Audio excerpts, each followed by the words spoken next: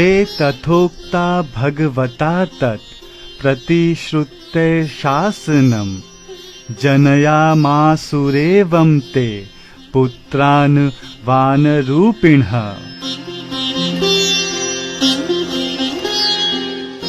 ভগৱান ব্ৰহ্মাই তেনেদৰে কোৱাত দেৱতাসকলে তেওঁৰ আজ্ঞা স্বীকাৰ কৰিলে আৰু বানৰ ৰূপধাৰী অসংখ্য পুত্ৰ সৃষ্টি কৰিলে।